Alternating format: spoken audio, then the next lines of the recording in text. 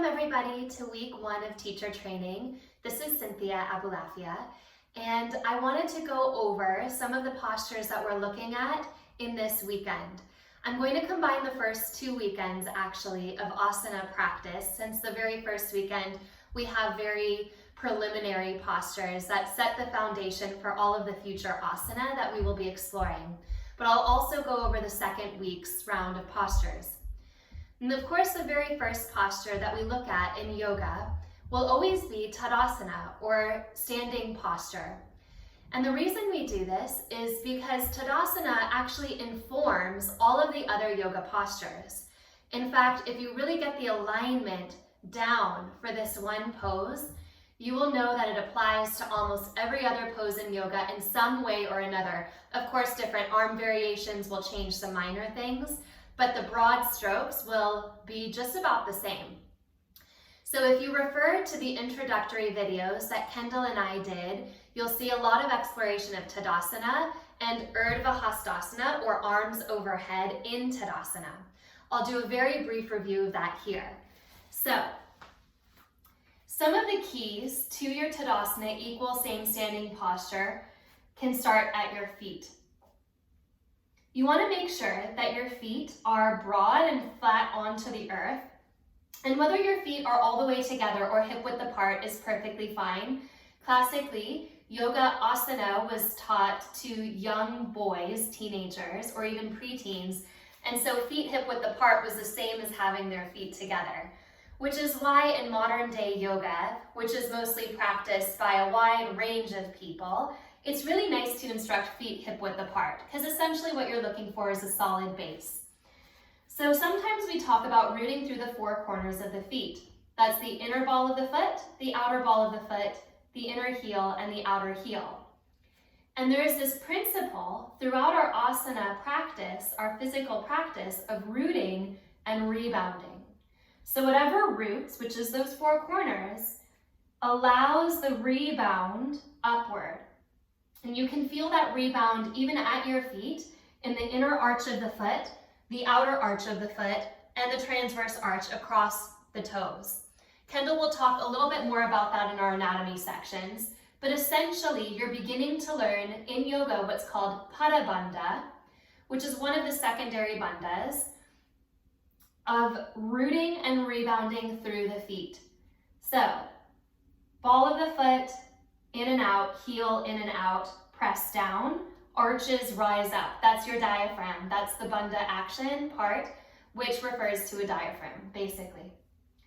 The knees want to be a little bit soft. If you push your kneecaps back, it actually locks up the joints closer to the spine, like the hips. So keeping a softness in the knees is healthy for the knees, but also for the pelvis and also for the spine. I like the instruction of allow your upper thigh bones to draw lightly back. So the weight shifts a little bit back. And notice that when you take your upper leg bones back, your tailbone tends to want to come out. So as you draw your upper thigh bones back, lengthen your tailbone down. Those 2 instructions counter each other, and they create stability and strength in the pose. Alternately, so thigh bones drawing back, tailbone dropping down, that's for the back of the body. But if you want to think of the front of the body, you might actually say engage your quadriceps and draw your low navel back and up, which is a very similar instruction. So the low navel drawing back and up. Let your shoulder heads draw wide and your arms reach down to the sides of your body. As you inhale, lift through the top of your head. And as you exhale, soften your front floating ribs lightly. So you're not pressing your ribs forward at attention. You're keeping those front ribs hugging into your center line so that the back is just as open and welcoming as the front. Into that Urdhva Hastasana, when you reach your arms out and up, you want your shoulder blades to move down your back. You want your fingertips to lift up without squeezing your shoulders into your ears. So the shoulders draw down away from the ears. The outer arms wrap forward. So the triceps hug in. And again, there's this sense of broadening across the collarbones, of broadening across the entire shoulder platform in order to feel that stability at the shoulder band, even as your arms lift overhead. And then you'll release your arms around and down. Let's do this a couple of times. So just giving a couple of instructions, root down through the four corners of your feet as you feel the rise of the arches. Put a little softness in your knees. Draw your low navel back and up. As you inhale, feel your shoulder heads widening. Turn your palms to face out. As you exhale, feel your front floating ribs softening. Then with your next inhalation, reach your arms out and overhead. Turn your triceps forward. Move your shoulder blades down away from your ears and send a little bit of energy into your fingertips. And as you exhale, release back down. And one more time into Urdhva Hastasana from Tadasana. As you inhale, root through your feet and reach your arms all the way up. Feel the top of your head lifting. Feel your fingertips lifting. Even still, as your shoulder blades soften down, your tailbone anchors down. So these are just slightly different ways of finding words to express rooting and rebounding. And as you exhale, you'll release your arms back down. Going into the standing forward fold, Uttanasana, put a softness in your knees so you don't round your back. This is a hip hinge. It's really the hip crease that you're bowing forward over. So with the knees unlocked, draw yourself forward with a long spine and release your hands to the ground.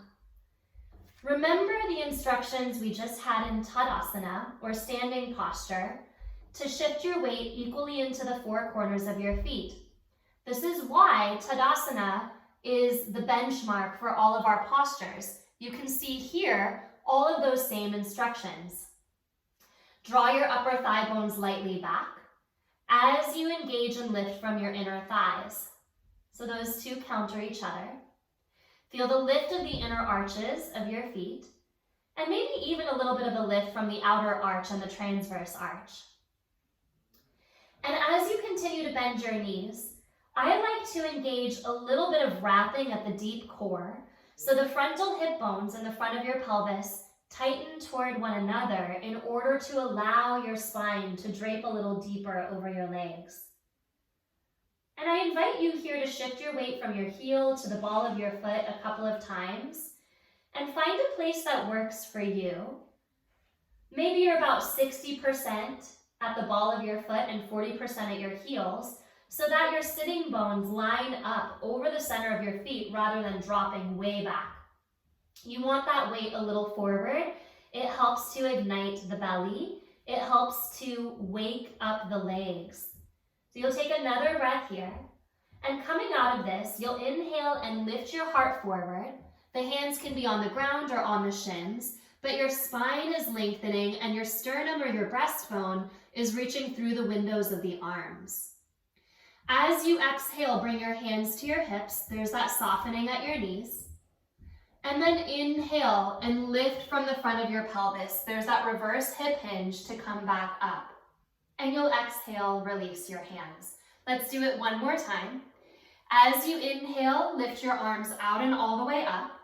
Maintain a straight spine.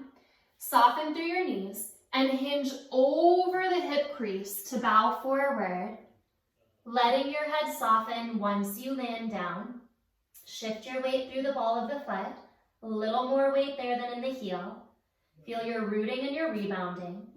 Allow your inner thighs to rise up and allow your deep belly to ignite. Inhale to lift halfway. Exhale, hands to your hips. Work that strong spine. Really lengthen. Drive through your feet, rise, and then release your hands. Our next posture is setting the seat. Setting up our seat is particularly important because it sets the platform for all of our seated postures, but it also sets us up for meditation, breathing, and it teaches us about the importance of posture. A lot of us need to use something to sit up onto, because if your hip flexors are tight, or even if your hamstrings are tight, this can create patterns in your pelvis, and we often see our bodies slumping back here, so the pelvis tips back, and you want to correct that. For the longevity of your spinal health and for your seated practice, sit up high enough so that you take some of that slack into the hips, and then the spine can rise all the way up. Find your two sitting bones, left and right. Find your tailbone in the back and your pubic bone in the front. It's really your pubic symphysis where two bones come together. But nonetheless, you have these 4 points at the bottom of your pelvis that are rooting. Just like the feet were a moment ago in Tadasana, you root to rebound. This would be our Mula Bandha practice. So as you're rebounding through the softening here at the low belly, as you're feeling that rising up at the pelvic floor, which naturally happens when we are posturally correct, right? The pelvic floor will naturally rise. If we tip back, it loses that strength and that intelligence. So even just sitting upright on those 4 points of the bottom of the pelvis will do a lot toward pelvic health and even pelvic floor health and stability. When you're sitting upright, you want to feel your low navel drawing lightly back and lightly up, which contains the front of your spine. Again, shoulder blades soften down away from the ears. Shoulder heads land onto the sides of the chest, and you feel a broadening across the front of your chest. Sometimes this is described as energetically widening the collarbones. And sometimes it's just described as allow your shoulder heads to move lightly away from each other. From there, you can feel the back of your head lining up over the back of your heart and lifting from the back of the head. If you want to bring your arms up and overhead, you'll inhale and reach your arms out and up. This is the same as your Urdhva Hastasana in Tadasana, but now you're seated. So if you're tight in your hip flexors, even this little lift will cause a lot of us to dip back. So maybe you lift yourself even higher, because that'll really show you where your strength is and where your mobility is. Another thing you notice when you bring your arms overhead is that the legs on a very subtle level want to try to help hold you up here.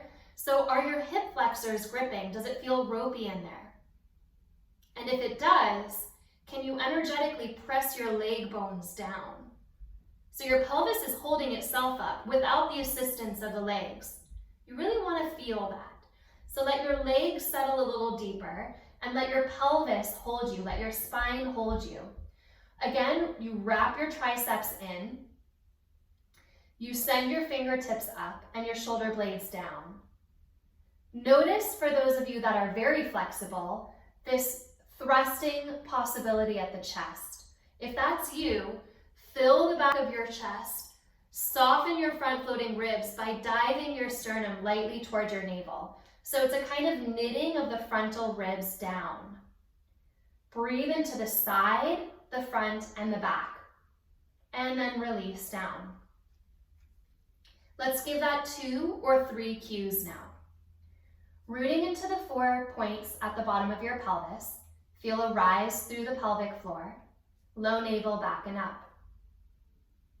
As you inhale, reach your arms up and overhead, turn your triceps forward, soften your shoulders down away from your ears, and as you inhale, fill into the back of your ribs by sending the bottom of the sternum lightly down. As you exhale, release your hands back down. We'll do it one more time, this time just from the spine. As you inhale, reach your arms up, draw your tailbone down and lift through the top of your head. Take a full breath in, spine is between the shoulder blades, lengthen and lift. And as you exhale, release your hands back down. We usually want to give 2 or 3 cues in any given posture. That doesn't mean you can't mix up your cues, because every new angle of offering cues gives us a different prism for looking at the posture. So we will give you all of that information and plenty of resources to play around with those cues. But you might just focus on feeling into the seat and noticing what you notice, what wants to grip, what feels like it can relax, what feels like it can hold you, what happens when you draw your shoulder heads apart. This is the valuable information for your yoga practice. Let's look at cat-cow. So in your cat-cow, you come onto your hands and knees, and you want your knees under your hips and your hands under your shoulders. What are a couple of Tadasana cues that you can use even here? For one thing, the feet are more important than you realize. Can you press down into the tops of your feet? Do you feel that rebound when you push down through the tops of your feet? Can you feel that lifting up away from the ground? Spread your fingers wide and draw your upper thigh bones lightly back. That's another Tadasana cue. Low navel draws back and up, and your heart moves lightly forward between your arms. Even here, your spine is in a Tadasana-like shape because your head isn't dropping, your spine isn't dropping. You're feeling a length at your tailbone and a length through the crown of your head. You're still going for maximum spine length here. Fingers spread wide so the inner hand roots down, the base of the thumb and pointer finger, and the triceps, the outer arms, hug back. Now, that might sound confusing at first, but if you were to take your arms overhead, the action is the same. External rotation at the upper arm, turning of the triceps into the body. If you were to lift overhead, the direction would now be forward, but the action is actually the same. So you're still hugging your triceps as you root down through the inner forearm and the inner hand. Once you have that stable base, you'll inhale, press into the tops of your feet, press into your hands, and arch your back. Exhale, draw your low belly in and up, lift the front of your pelvis away from your legs and round your spine. Inhale, arch your back, send your heart forward and through your arms. And as you exhale, lift from the deep belly, lift from the front of the pelvis to round your spine. Your head follows the movement of your spine. It doesn't lead. So the ribs and the pelvis are leading. The ribs squeeze toward the pelvis and toward the sky when you round. And as you inhale, you feel an opening at the front of your ribs. Shoulder blades draw down the back. Exhale, front ribs hug back. Front of the pelvis lifts up. Inhale, ribs draw forward and through. Tailbone draws up. One more time. Exhaling to round. Tuck your toes under. Draw your hips back for a quick stretch, releasing at your wrists. And then point your toes and touch your toes all the way together. And rest back in child's pose, Balasana. Arms can be overhead in Balasana. This is a slightly more active variation of your child's pose, especially if your elbows are off the ground. This is a great way to prepare for downward facing dog. And we'll do that in a moment. But classically, your child's pose will often be with the arms alongside the body, allowing the shoulders to wrap slightly down, giving that slack to the shoulders, allowing the hands to rest and the hips to rest.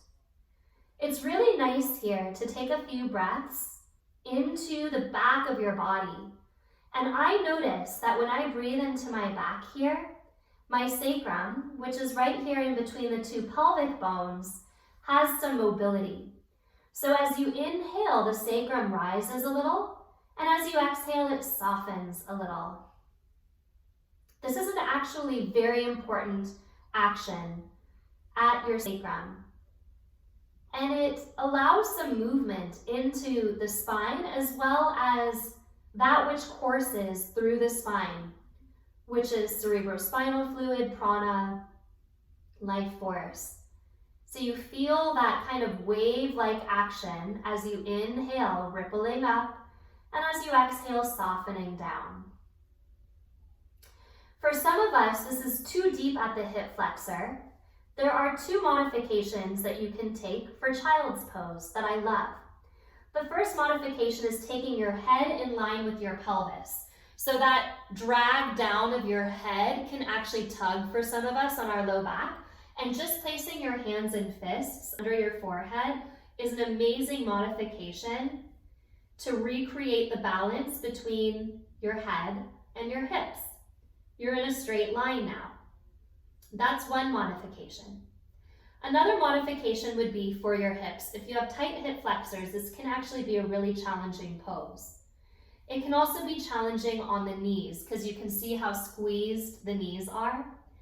So you can always take a blanket in child's pose, and I will often offer this when I do take child's pose in my classes. You roll your blanket up into a little noodle, and then you roll over it. And here, chances are your forehead won't come to the ground, so you really do have that stacking of the hands. It just gives a little bit of space to the front of the pelvis. If this is still uncomfortable for your body or for your student's body, you won't take child's pose at all. It sounds funny, but one of the modifications for child's pose is puppy dog, which releases pressure at the knees as well as the hips. Puppy dog is when you reach your hands forward and let your forehead come to the ground or to a blanket. So in your puppy dog pose, there's that same quality of bowing into the earth and resting downward, but you're no longer putting pressure on the backs of the knees and that deep flexion at the knees, as well as that deep flexion at the hips. So this is a solution that's not quite a balasana for the hips and the knees. Speaking of downward facing dog, when you stretch forward, all of the actions of Tadasana apply.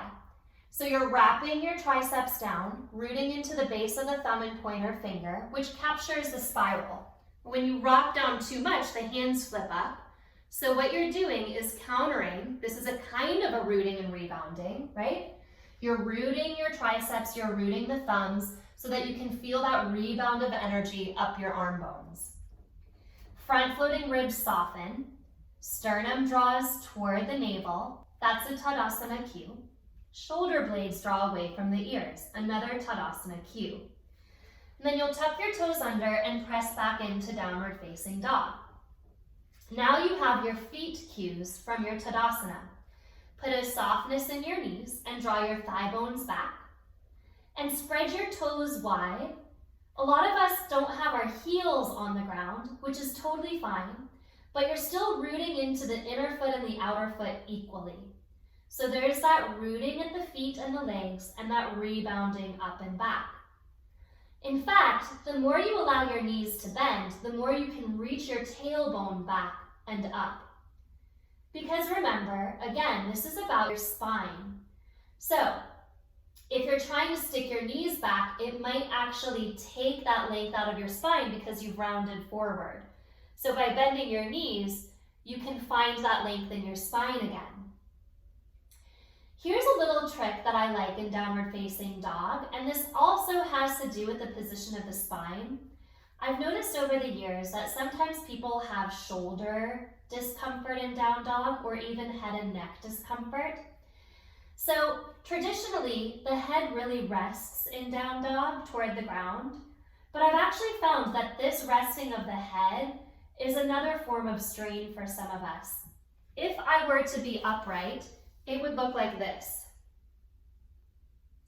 So bringing the head in line with the spine, the curves all connecting, again, might mean in your downward facing dog, bringing your head up until your ears are in line with your arm bones.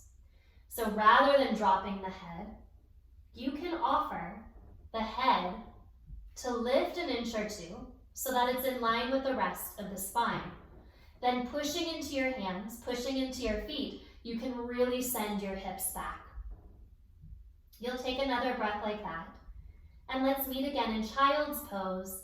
The knees can come down, the toes can touch, and you can release your arms alongside your body. Find a comfortable position for your knees in your child's pose. Classically, the knees are together, but that requires a little bit of opening across the back. It's a little bit of a deeper shape.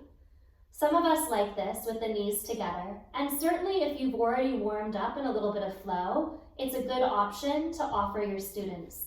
But at first, having the knees a little bit wider gives more space to the hip flexors, to the low back, even to the belly here. Play around with both. In fact, play around with all positions of the knees. You can come in 1 inch, 2 inches, all the way together.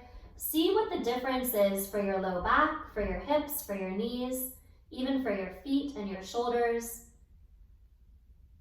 That direct experience of practice is what you are being invited to explore in your body. Slowly bring yourself up, sitting on your shins. So that was a little look at Tadasana, Urdhva Hastasana, seated postures, especially setting your seat. We'll go into the actual postures a little bit later, but really creating the foundation of your seat. And then taking that into such poses as cat-cow, child's pose, and down dog.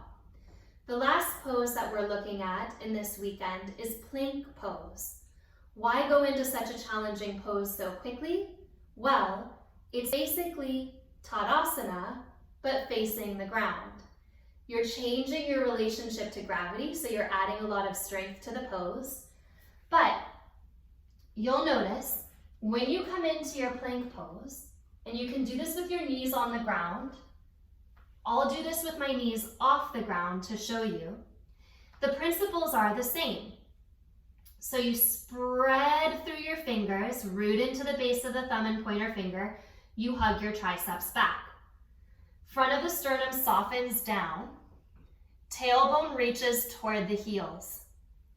Even here, there's a little lift of the thigh bones toward the space behind you. Remember that cue from Tadasana. And then a length from the top of your head. So you'll take a breath or two like that, and then you'll lower your knees and rest back. We'll do it one more time. Remember all of your Tadasana cues, the pelvis cues and the shoulder cues. We'll come forward, make your way into down dog, just so that your shoulders and your hands can feel their print. Triceps hug down, thumb and pointer finger root. And then as you inhale, you'll shift your weight forward into plank pose. Tailbone reaches toward the heels. Heels press to the sky, thigh bones press lightly to the sky. A little lift at the low navel. Top of the head reaches straight forward, so the back of the head is in line with the back of the heart. Even here, you want your spine to be in alignment. So the spine is between the shoulder blades. It's not sinking toward the ground nor doming to the sky. You're right in the middle. And then you take another breath and you release back and down.